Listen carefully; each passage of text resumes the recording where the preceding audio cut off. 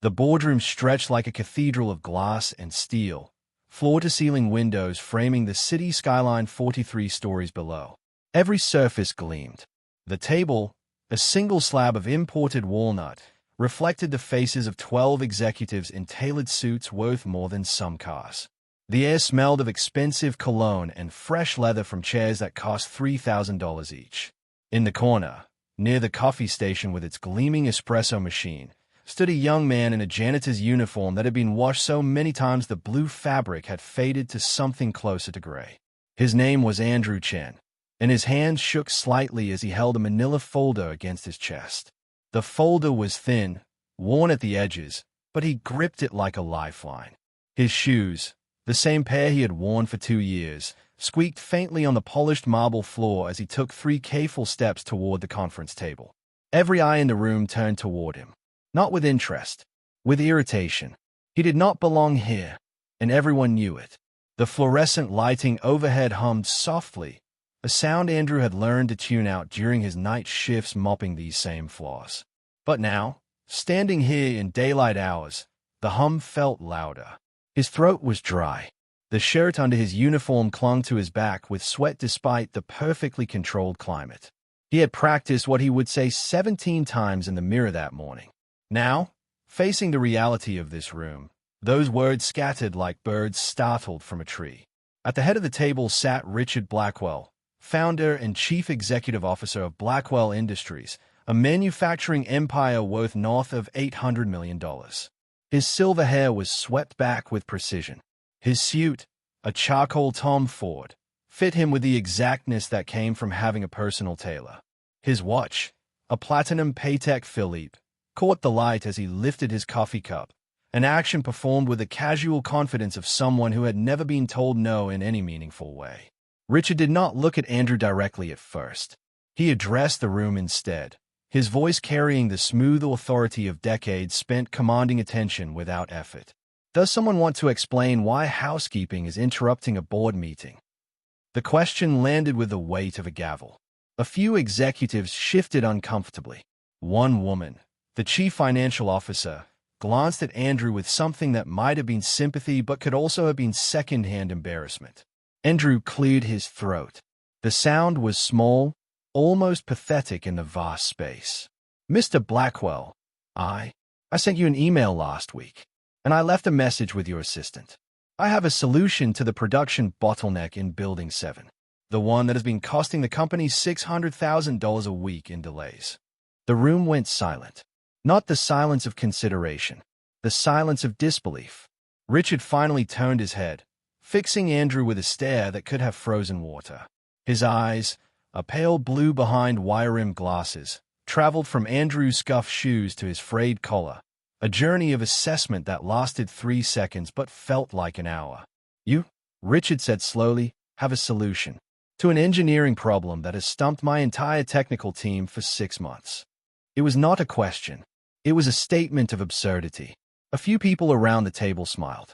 One man, the operations director, let out a short laugh quickly disguised as a cough. Andrew felt heat crawl up his neck. His father's voice echoed in his mind, a memory from years ago. When you know something, you speak up.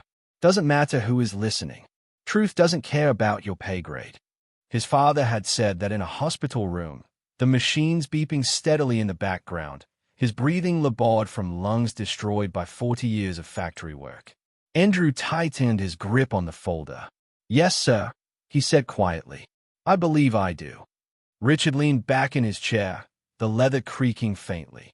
He exchanged a glance with the man to his right, the vice president of operations, a former college roommate who shared Richard's view that hierarchy existed for good reasons. This should be entertaining, Richard said, and the room relaxed into the expectation of a show. Tell you what, kid, I am feeling generous today. You have 10 minutes. Solve the problem. Right here. Right now. And if you do, if you actually manage to fix what my engineers with their Stanford and MIT degrees could not, I will hand you the keys to this company. Someone snorted. Another executive whispered something to a colleague, both of them grinning. Andrew felt the weight of their mockery like a physical thing pressing down on his shoulders. 10 minutes. The problem had taken him 3 weeks of nights to work through, sketching diagrams on graph paper at the kitchen table of his one-bedroom apartment, running calculations on a calculator he had bought at a thrift store because his phone was too old to handle the apps he needed. But he had come this far. Before we proceed, take a moment and let us know where you are watching from in the comments. Your support means everything, and we love seeing this community grow. Now, back to Andrew's impossible moment. Richard gestured toward the massive digital whiteboard mounted on the wall. "Clock starts now," he said, tapping his watch. 10 minutes to prove you are not wasting my time." Andrew walked to the board. His legs felt unsteady, but he moved with purpose. He set the folder down on the narrow ledge beneath the screen and picked up the stylus. His hand hovered over the blank white surface for just a moment. Then he began. The first diagram took shape quickly. A schematic of the assembly line in Building 7, the conveyor system that moved components through 13 stations. He drew with the confidence of someone who had studied this system not from blueprints but from lived observation. For 2 years, he had cleaned that building every night. He had watched the machinery stutter and jam. He had listened to frustrated workers curse the equipment. He had seen the wasted materials pile up. As he drew, he explained, not in the jargon-heavy language of engineering textbooks, but in clear, simple terms that anyone could follow. "The bottleneck happens at Station 9, he said, his voice gaining strength as he focused on the problem rather than the audience. "Everyone assumes it is a timing issue with the robotic arms. But the real problem is upstream. Station 6 applies sealant at a temperature that is 3 degrees too high. By the time the components reach Station 9, the sealant has begun to cure unevenly, causing microwarping. The sensors detect the defect and trigger a shutdown, 6 to 7 times per shift on average." He wrote numbers, drew arrows, showed the cascade of effects with a clarity that came from deep understanding. Behind him, the room had gone quieter. Not silent, but the quality of the sound had changed. People were listening now, not waiting for the punchline. Richard's expression had not changed. He sat motionless, watching. The 10 minutes ticked down. 5 left. 4. Andrew moved faster now, filling the board with calculations. He showed the optimal temperature adjustment, explained the recalibration sequence, outlined the expected improvement in throughput. When he finished, 43 seconds remained on the clock.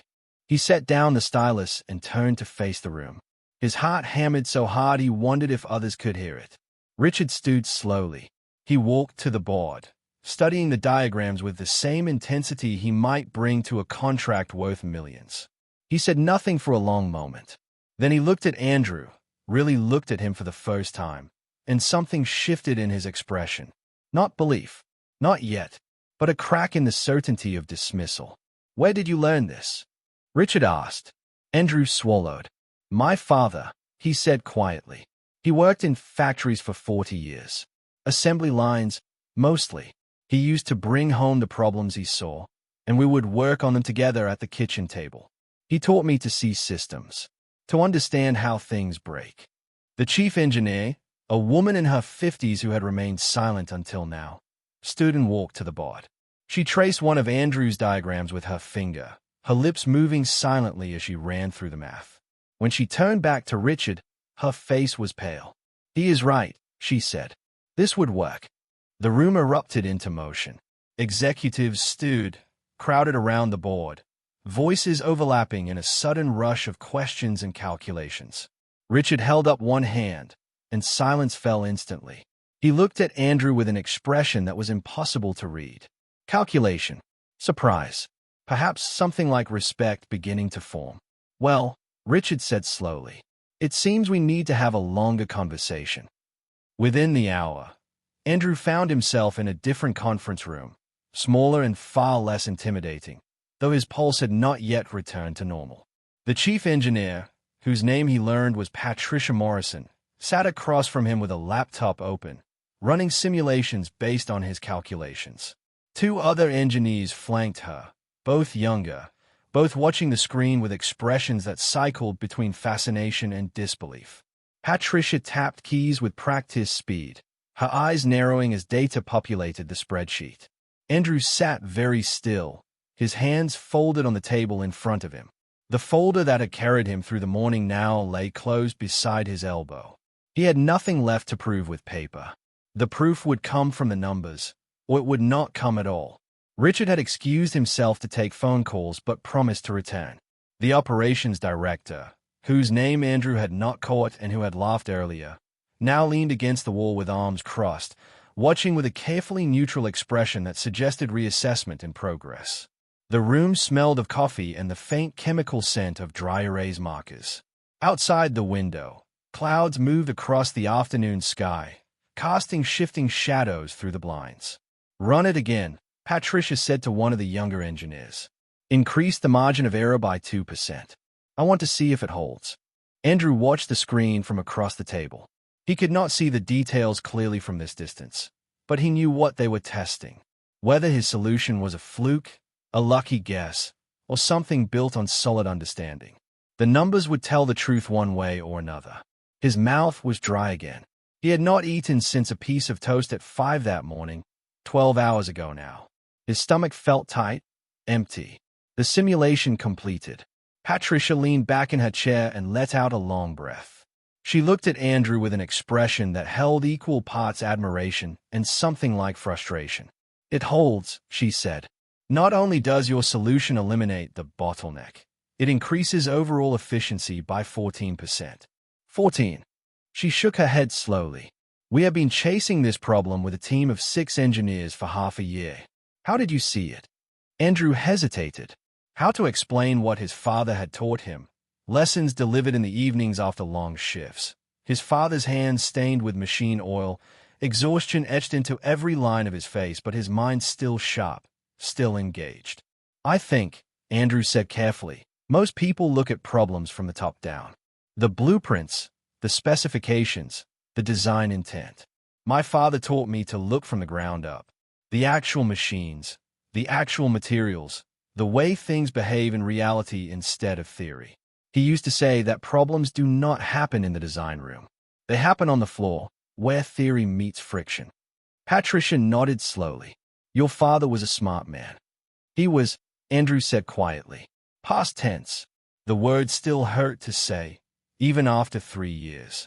The door opened and Richard entered, followed by 2 people Andrew recognized from the morning meeting. The chief financial officer, a woman named Janet Reeves, and the head of human resources, whose name badge read Michael Torres. Richard's expression was unreadable, but there was an energy about him now, a sharpness that suggested wheels turning behind those pale blue eyes. "Patricia," Richard said without preamble, "your assessment." "The solution is sound," Patricia replied. "More than sound. It is brilliant in its simplicity. We were overthinking the problem, looking at advanced algorithmic solutions and hardware upgrades. Andrew identified a basic thermodynamic issue we completely missed. If we implement his solution, we save the company approximately $2.5 million per month in lost production, not counting the efficiency gains." Richard absorbed this information with the same measured calm he brought to everything. Then he turned to Andrew. "What is your background? Education, work history?" Andrew felt the weight of the question. "I have a GED," he said. "I took community college classes for 2 semesters, engineering track, but I had to drop out when my father got sick. I needed to work full-time to cover his medical bills. After he passed, I kept working. I have been with your company for 2 years, night custodial staff." "No degree," Richard said. It was not a question, but the words hung in the air with implications. "No, sir," Andrew confirmed. "Everything I know, my father taught me, or I taught myself. Books, mostly. Online courses when I could afford the internet." Janet, the CFO, spoke up. "Richard, regardless of credentials, the solution works. That is what matters. The question is what we do now." Richard crossed his arms, his gaze still fixed on Andrew. "You embarrassed me this morning," he said bluntly. "You made me look foolish in front of my board by solving a problem I claimed was intractable. I do not enjoy being made to look foolish." Andrew's stomach dropped. He had thought, hoped, that proving himself would be enough. Now it seemed he had miscalculated badly. "I apologize," he began, but Richard held up a hand. "I did not say I was angry," Richard interrupted. I said I do not enjoy it. There's a difference. What you did took courage. Stupidity, perhaps, but also courage. And you were right. In business, being right covers a multitude of social sins. He paused, seeming to weigh his next words carefully. I made you an offer this morning. I assumed it was safe because I assumed you would fail. I'm a man who honors his word, even when it costs me. The question is whether you were serious about taking me up on it. Andrew blinked, not understanding at first. Then the meaning clicked into place and his breath caught. You mean? I mean, Richard said, that I told you I would hand you the keys to this company if you solved the problem. You solved it. So now we have a situation. He pulled out a chair and sat down, gesturing for Andrew to do the same. Let me be clear. I'm not going to literally give you control of an $800 million company because you fixed one production issue. That would be insane, and I did not build this empire by being insane. But I am prepared to make you an offer that honors the spirit of my promise while acknowledging the reality of your inexperience. Patricia, Janet, and Michael all watched with visible interest. Andrew realized this conversation had been planned, discussed while he sat in this room running simulations. Richard continued, I am offering you a position as a technical consultant, reporting directly to Patricia. Salary of $90,000 per year to start, with performance bonuses tied to measurable improvements you identify and implement. Full benefits, education assistance if you want to finish your degree. You will work with the engineering team on systemic problems across all our facilities. You will have access to any part of any building, anytime you need it.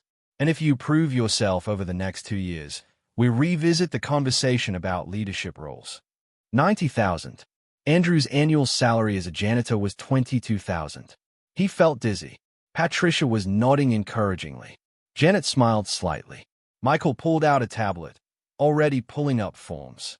There's one condition, Richard added, his tone hardening slightly. You will be under intense scrutiny. Every solution you propose will be tested rigorously. You will face skepticism, resentment, and people waiting for you to fail so they can say I made a mistake. This will not be easy. If you take this offer, you need to be ready for that pressure. Are you? Andrew thought of his father. The years of night shifts, the toll on his body, the quiet pride he took in understanding systems that others took for granted. He thought of the apartment he lived in, the bills that never quite got paid on time, the future that had seemed so narrowly defined until this morning. Yes, Andrew said, and his voice did not shake. I am ready. If you are finding this story as powerful as we are, do us a favor. Hit that like button. Drop a comment below telling us what you think so far. Share this with someone who needs to hear it.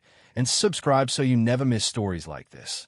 You can also check the description box below for more incredible true stories of transformation.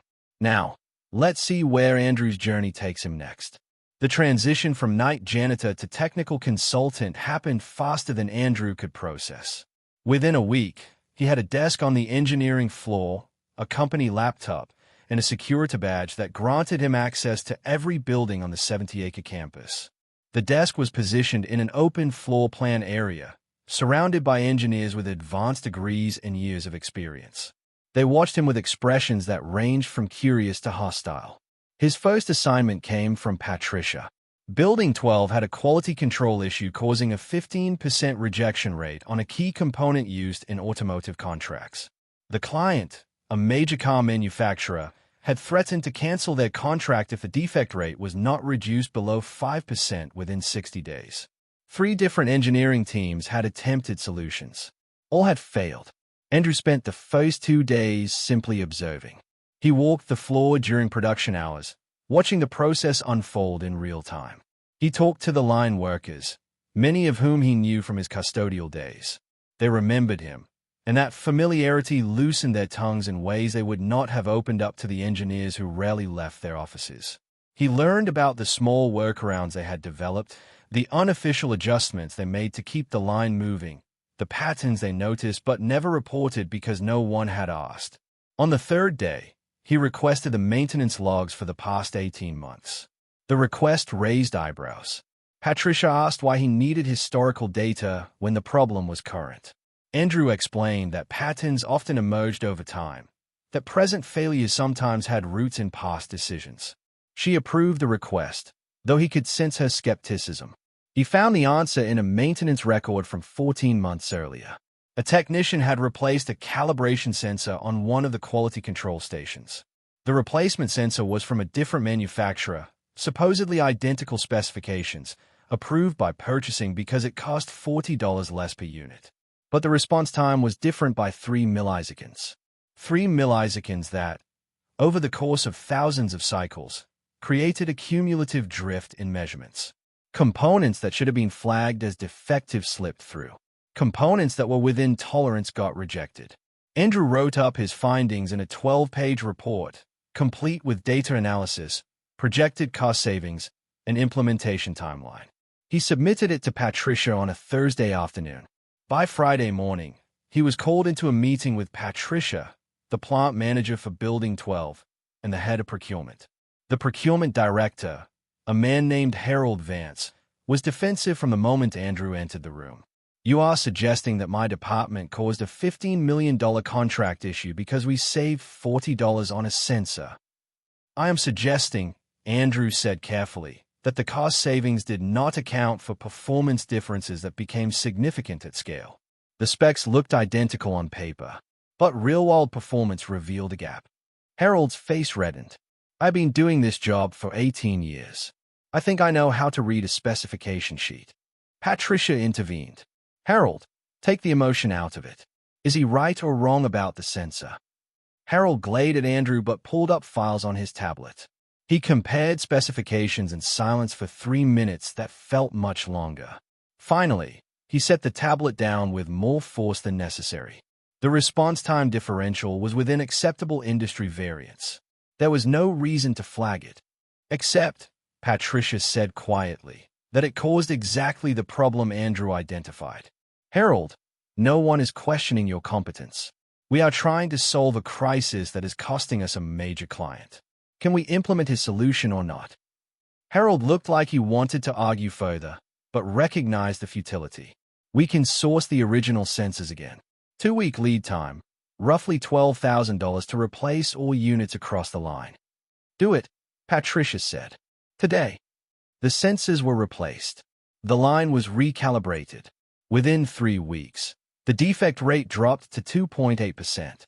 The automotive client renewed their contract and extended it by 2 years. Richard sent Andrew an email with a single sentence: "Well done." It was the first direct communication Andrew had received from him since accepting the position. But not everyone was pleased. Andrew began to notice that certain engineers excluded him from meetings. When he asked questions, responses came slowly or not at all. One afternoon, he overheard 2 senior engineers in the break room. They did not know he was in the supply closet, restocking his desk supplies. "He got lucky twice," one of them said. "Beginner's luck. Wait until he faces a real problem." "Richard is making a mistake," the other replied. "You cannot just promote someone from mopping floors because they noticed a few things.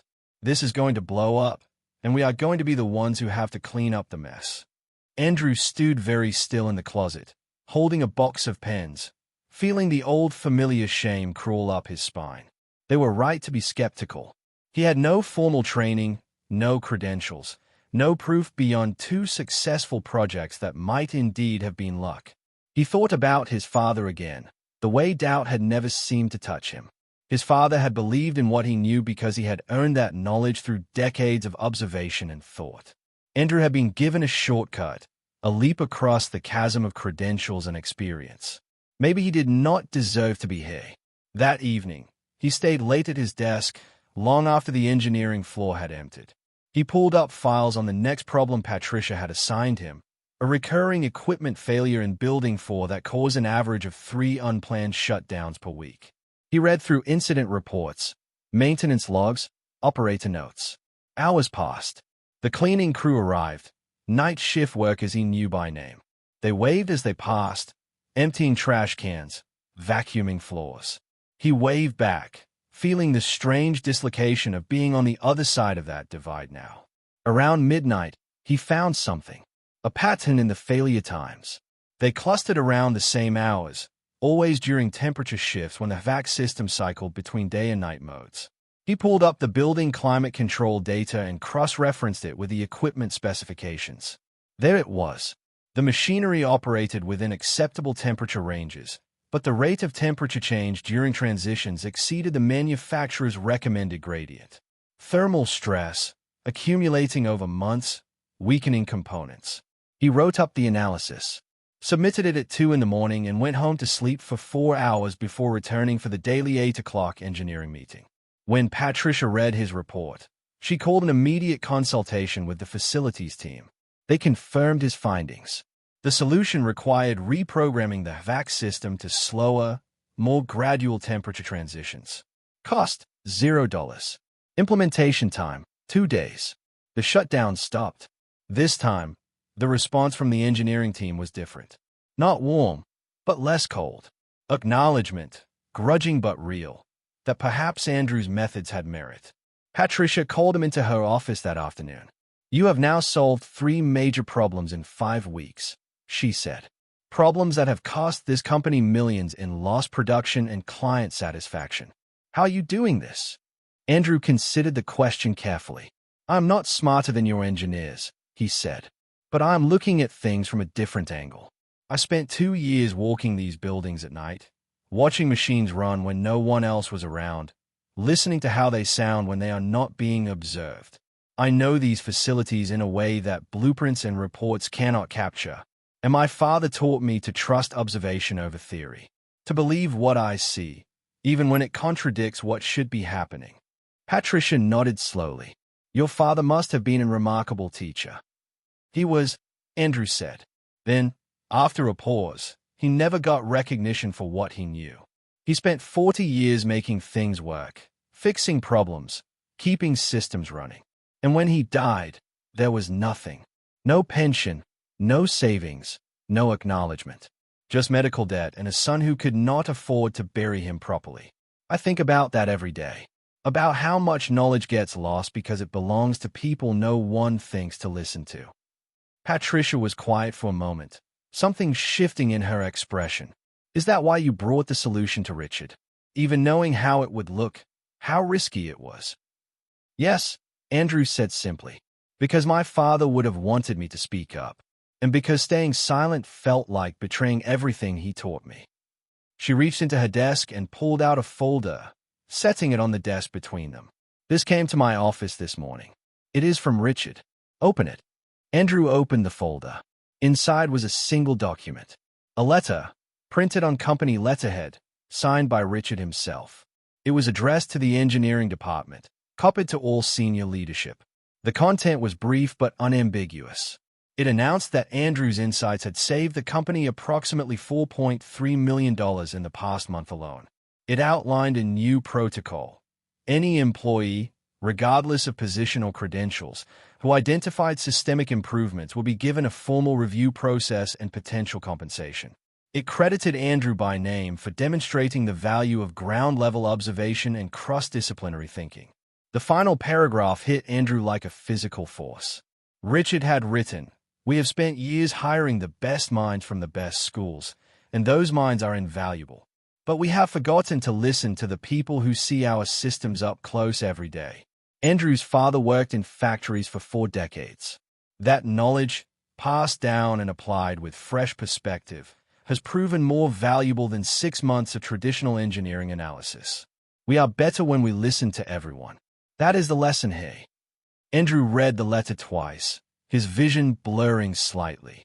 Patricia watched him with an expression he could not quite interpret. Pride, perhaps, or recognition. "He is changing the company culture because of you," Patricia said quietly. "That is not a small thing." Andrew set the letter down carefully, his hands unsteady. His father would have been proud. That thought, more than anything else, made it real. Like this story if it is resonating with you. Comment your thoughts, share it with someone who needs inspiration today, subscribe to the channel, and check the description box below for more stories that will move you. Let's see what happens when word of Andrew's success spreads beyond these walls. 6 months into his new role, Andrew had become something of a legend within the company. Word of the janitor-turned-consultant who had humiliated the CEO and then proven himself indispensable spread through industry circles. Trade publications ran features. LinkedIn requests poured in. A podcast focused on business innovation asked him to appear as a guest. Andrew declined most of it, uncomfortable with attention that felt disconnected from the actual work. But the work itself expanded in ways he had not anticipated. Richard assigned him to lead a task force examining operational efficiency across all 17 facilities nationwide. The team included Patricia, 3 other senior engineers, and representatives from operations, maintenance, and quality control. They traveled to plants in Ohio, Texas, Arizona, North Carolina. Andrew saw his father's legacy everywhere he looked. Workers who knew systems intimately but had never been asked to share that knowledge. Small inefficiencies that compounded into major losses. Solutions hiding in plain sight, waiting for someone to look at the right angle. The task force identified improvements that, when implemented across all facilities, projected annual savings of $18 million. Richard presented the findings to the board in December. Andrew was required to attend. This time, walking into that glass-walled boardroom felt different. He wore a suit now, one that actually fit, purchased with his first bonus check. His shoes did not squeak. His hands did not shake. Richard introduced him simply. Most of you remember Andrew from his unconventional introduction to this room. Since then, he has become one of our most valuable assets. Andrew, present your findings. Andrew walked them through 6 months of data. He spoke clearly, confidently, using the technical language he had absorbed through immersion and self-study. He showed them factories operating at peak efficiency, workers engaged in continuous improvement processes, systems humming with the precision that came from being truly understood. The board asked sharp questions. He answered them without hesitation. When he finished, the room was silent for a beat. Then the board chair, an elderly woman named Margaret Chen who had known Richard for 30 years, spoke. "Young man," she said, "you have saved this company enough money in 6 months to fund expansion into 2 new markets. More importantly, you have changed how we think about knowledge and expertise. That is worth more than the savings. Thank you." Applause followed. Not polite, obligatory applause. Real recognition. Andrew felt heat in his face but also something else. Pride. The kind his father would have shared. After the meeting, Richard pulled him aside. They stood in the hallway outside the boardroom, the late afternoon sun casting long shadows through the windows. "I owe you an apology," Richard said without preamble. Andrew blinked. "So, that morning when you first came to me, I dismissed you based on your uniform, your position, your appearance. I made assumptions about your intelligence, your value, your worth as a human being. Those assumptions were wrong and rooted in bias I should have examined years ago. You proved me wrong in the best possible way. I am grateful for that, even though it was uncomfortable to experience." Andrew did not know what to say. Richard continued. "I've been thinking a lot about your father, about the fact that he worked in buildings like ours for 4 decades and probably saw hundreds of problems he could have solved if anyone had asked him. How many other people like him are out there right now, invisible to people like me? What are we losing because we do not listen?" "A lot," Andrew said quietly. "We are losing a lot." Richard nodded. "I want to establish something permanent. A fellowship program, named after your father." "What was his name?" "James," Andrew said, his voice catching slightly. "James Chen. The James Chen Fellowship for Operational Excellence. We will fund it with $2 million annually. It will identify workers throughout our industry, people with ground-level expertise, and give them opportunities for education, advancement, and leadership roles. You will help me design it. I want your input on everything from selection criteria to curriculum structure. Will you do that?" Andrew could not speak for a moment. His father's name, preserved in something meaningful. His father's values, institutionalized. Yes, he managed. "I would be on it." The fellowship launched the following spring. The first cohort included 12 people from 6 different companies: machinists, custodians, line workers, maintenance technicians. People who knew systems intimately but had never been given pathways to translate that knowledge into advancement. They spent 6 months in intensive training, working with engineers and business leaders, learning to document and communicate their insights. By the end of the program, all 12 had job offers. 3 started consulting firms. 2 went back to school for engineering degrees, tuition fully covered. 1 designed a piece of equipment that revolutionized assembly processes industry-wide. Andrew mentored 2 fellows personally. One of them, a woman named Rosa who had worked in quality control for 20 years, reminded him powerfully of his father. She saw problems others missed and explained solutions with elegant simplicity. Watching her present her final project, Andrew felt a sense of completion. This was what his father would have wanted. Not personal success for Andrew, but systemic change that lifted others. That summer, Andrew received a call from a journalist writing a book about innovation in American manufacturing. She wanted to feature his story. Andrew agreed on the condition that she include extensive material about his father, about the James Chen Fellowship, about the other fellows and their contributions. The book came out the following year and became a surprise bestseller. Schools started using it in business courses. Companies across industries launched similar programs. Richard called Andrew into his office one afternoon in October, almost exactly 2 years after that morning in the boardroom. "Sit down," Richard said, gesturing to the leather chairs facing his desk. Andrew sat today. Richard pulled out a folder, setting it between them with deliberate care. "We have had performance reviews every quarter for 2 years," Richard said. "Your contributions have exceeded every metric we established. You have saved this company $42 million. You have changed our culture fundamentally. You have created a program that is transforming lives across our industry. And you have done all of this with grace, humility, and integrity." He opened the folder. Inside was a contract. "I am offering you the position of Vice President of Operational Innovation. Salary $320,000, full executive benefits, seat on the leadership team. You will oversee all efficiency initiatives across the company and continue building the fellowship program. You will have the authority to make decisions that affect our entire operation. What do you say?" Andrew looked at the contract, the numbers that would have seemed fictional 3 years ago. He thought about his father's apartment, the cramped space where they had worked on problems together, the water-stained ceiling and the radiator that clanged in winter. He thought about the hospital bills that had crushed them both, the humiliation of poverty, the invisibility of being someone no one looked at twice. "I say yes," Andrew said. "And I say thank you for taking a chance on me, for honoring your word even when it was difficult, for being willing to change your mind when you were wrong." Richard extended his hand. They shook, and in that moment, something passed between them. Mutual respect, hard-earned, not given freely, but built through challenge and proven worth. "Your father would be proud," Richard said. "I hope so," Andrew replied. "I hope so." Make sure you are still with us by hitting that subscribe button if you have not already. Drop a comment about what this story means to you. Share it with your network, and check out the description box below for more transformative stories. Now let's see how Andrew's journey comes full circle.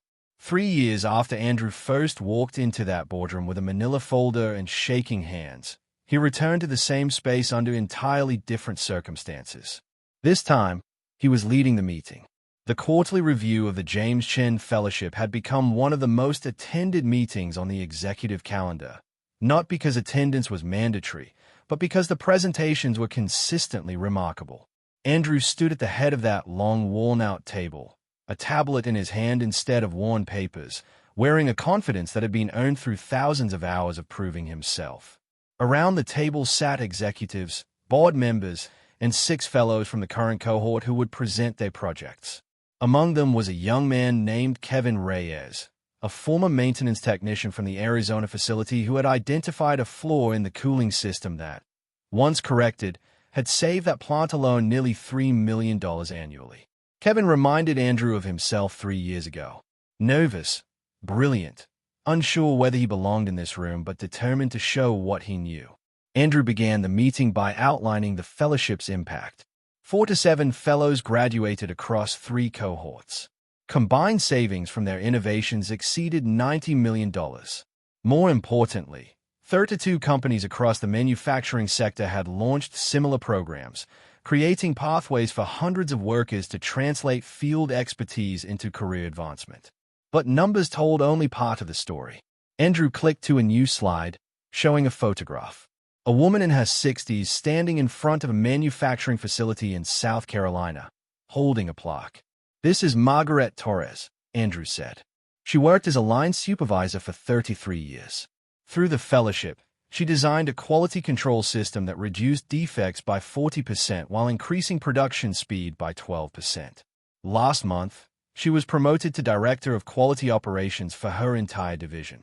She is the first person in her family to hold an executive position. Her daughter sent me a letter saying that watching her mother be recognized for her knowledge changed how she thinks about her own future. The room was silent, attentive. Andrew continued through 6 more profiles, each one a person who had been invisible until someone bothered to look. He ended with his own story, the parts he rarely shared publicly. His father's death, the medical debt, the apartment he had lived in while working as a janitor, where he studied engineering texts purchased from thrift stores and worked problems on graph paper because he could not afford proper materials. "My father died believing his knowledge died with him," Andrew said quietly. He spent 40 years solving problems, but no one ever asked him to teach what he knew. The James Chen Fellowship exists because Richard Blackwell was willing to admit he was wrong about me, and because he recognized that mistake was symptomatic of a larger problem in how we value knowledge and expertise. But this is not about one company or one program. This is about fundamentally changing who gets heard in our industries. Richard, sitting to Andrew's left, nodded slightly. Their relationship had evolved into something close to mentorship, though it flowed both directions now. Andrew had taught Richard as much as he had learned. How to listen differently. How to recognize value in unexpected places.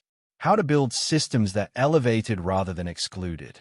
After the fellows presented their projects, each one receiving enthusiastic questions and praise, Andrew called for a 15-minute break. People stewed, moved toward the coffee station, formed small conversation clusters. Andrew walked to the windows, looking out over the city 43 stories below.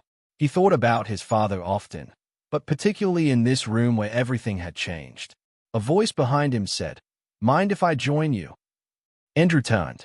Kevin Reyes stood there, holding a coffee cup, looking uncertain. "Of course," Andrew said. "I wanted to thank you," Kevin said, "for the fellowship, for believing that people like me have something to contribute. My kids watched me present today through a video call. My son is 10. He told me he wants to be an engineer now because he saw me in a boardroom explaining things to people with college degrees. That matters more than the promotion or the salary increase. That changed something in my family." Andrew felt emotion rise in his throat. "Your son is right to be proud. What you did was exceptional." "I learned from watching you," Kevin said. "You proved that knowledge matters more than credentials. That seeing things differently is valuable. I'm going to make sure my kids understand that." They stood together at the window, 2 men from similar backgrounds who had found pathways to rooms they were not supposed to enter. Andrew thought about cycles breaking, about futures opening, about the compound interest of recognition and opportunity. When the meeting reconvened, Margaret Chen, the board chair, asked to make a statement. She stood, her posture straight despite her age, and addressed the room with the authority of someone who had built her own career through decades of proving worth. "I have served on this board for 12 years, she said. "I have watched this company grow, adapt, and succeed. But the single most important transformation I have witnessed happened because a young man had the courage to walk into this room 3 years ago and challenge our assumptions. Andrew, you have changed this company. More than that, you have changed an industry. The ripple effects of the James Chen Fellowship will be felt for generations. On behalf of this board, I want to formally recognize your contribution with our highest honor, the Founders Award for Innovation and Leadership." Applause filled the room. Andrew stood, shaking hands, accepting congratulations, feeling overwhelmed by the recognition but also grounded by the knowledge that this was never about him alone. It was about his father, About Kevin and Rosa and Margaret Torres and 4 other fellows. About every worker who had ever seen a problem and been ignored. After the meeting ended and the room emptied, Andrew remained. He walked to the spot where he had stood 3 years ago, terrified and determined, clutching a folder that contained months of work done in stolen hours. He remembered the weight of mockery, the sting of dismissal, the moment when he had almost turned and left rather than face humiliation. He pulled out his phone and opened the photo app. Scrolling back through years of images, he found what he was looking for. A picture of his father, taken 6 months before his death. They were sitting at that cramped kitchen table, papers spread between them, his father pointing at something in a schematic, his face animated despite his illness. Andrew had forgotten taking this photo. Rediscovering it felt like finding a message from the past. "We did it, Dad," Andrew said quietly to the empty room. "Your name means something now. Your knowledge did not die. It grew." The city outside the windows glowed in the late afternoon light. Somewhere in one of those buildings, in factories and offices and warehouses, people were working. Some of them were seeing problems no one else noticed. Some of them had solutions but no platform to share them. Some of them were waiting for someone to ask the right question, to look past assumptions, to recognize worth where it was not expected. Andrew made himself a promise, standing there in that room where his life had pivoted. He would keep building pathways. He would keep listening. He would keep honoring his father by making sure that knowledge, wherever it lived, had a chance to be heard. The fellowship would grow. Other companies would follow. Industries would shift. And somewhere, a kid like him, working a job others looked past, studying in whatever time they could steal, would get a chance they would not have had otherwise. That was worth everything. The struggle, the doubt, the years of invisibility. All of it led here, to a place where change was possible and where one person's courage to speak up could echo across thousands of lives. Andrew left the boardroom and returned to his office. Work waited. Problems needed solving. People needed listening to. He was ready. If this story moved you, make it count. Like this, comment below telling us your thoughts. Share it with someone who needs to hear it. Subscribe to this channel for more stories that inspire. And check the description box below for even more powerful true stories. Thank you for being here. Your support changes everything.